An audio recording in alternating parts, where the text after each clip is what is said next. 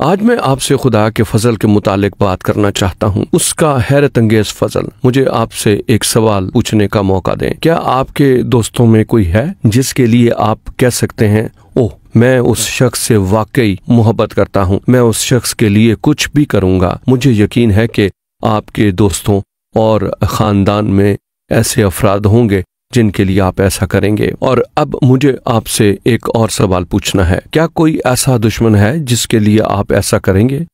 एक आदमी था जिसका एक दुश्मन था। दाऊद का साउल नामी एक दुश्मन था। साउल ने दाऊद को सताया, लेकिन दाऊद ने उसके बच्चों के लिए बड़ा फजल दिखाया। दाऊद एक शख्स था जो खुदा के दिल के करीब था, और दाऊद खुदावन से मोहब्बत करता था, और खुदा ने उसे सरफराज किया क्योंकि उसका दिल उसके मुवाफिक था। उसने उसे ये क़यादत में सरफराजी बख्शी। लेकिन साउल को दाऊद से हसद हुई, और साउल ने बहुत से ऐसे काम किए जो नापसंदीदा थे। शायद मुझे कहना चाहिए कि जब उसने दाऊद के लिए ऐसा करने की कोशिश की, वो हासिद हो गया। वो उसकी क़यादत और उसकी सरफराजी से खौफजदा था, और इसके नतीजे में बहुत खौफनाक काम हुए। गुस्से और नफरत का रूह रखने की बजाय दाऊद के दिल में फजल था, और फजल उसकी मिसाल उस ताल्लुक में है कि एक शख्स के जरिए, जिसे बाइबल मुकद्दस मफीबूस्त कहती है, हम पाते हैं। अच्छा, मुझे वजाहत करने दीजिए कि वो कौन था। दाऊद और यूनतन ने एक अहद बांधा। यूनतन साउल के बेटों में से एक था।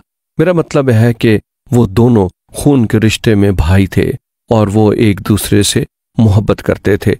और उस अहद के ताल्लुक के बायस, वो ताल्लुक जिसकी जड़ें खुदा के फजल में थीं, उसके नतीजे में दाऊद ने साउल के बेटे मफीबूस्त को फजल और मेहरबानी दिखाई। उसने कहा, क्या साउल के घराने में से कोई मौजूद है? और उन्होंने उसे यूनतन के बेटे मफीबूस्त के मुतालिक बताया। बस दाऊद वहां गया और उसे वापस लाया और उसे अपनी मेज पर बिठाया। और इस तरह से ये शख्स मफीबूस्त, जो कि लंगड़ा था, और इसके बायस वो डरता था कि उसके साथ क्या होने वाला था, जब दाऊद उसे वहां ले आया। लेकिन दाऊद उसे अपने घर पर ले गया, उसे अपने मेज पर बिठाया। यहां ये शख्स था लंगड़ा, टूटी हुई टांगों वाला, और दाऊद ने उससे मेहरबानी दिखाई और उसने कहा, मफीबूस्त, जो कुछ मेरे घर में है तुम्हारे लिए है। अब ये है मेहरबानी, ये है खुदा का फजल। और मेरे आपके साथ उसकी कहानी को बांटने की वजह यह है कि मैंने मफीबूस्त की मानद महसूस किया। मैं खुदा का दुश्मन था, मेरा मतलब है बुरी हालत में था। मैं खुदा को तलाश नहीं कर रहा था।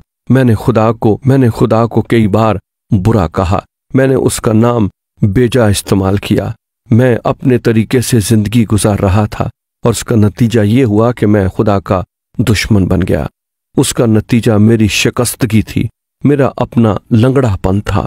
और फिर भी खुदा ने मुझे ऐसी मोहब्बत दिखाई कि उसने अपने इकलौते बेटे यीशु मसीह को भेजा कि मेरे गुनाहों की सजा उठा ले। और क्या आप जानते हैं कि क्या हुआ जब मैंने यीशु मसीह के पास आने का और उस पर भरोसा करने का और उसकी पैरवी करने का फैसला किया?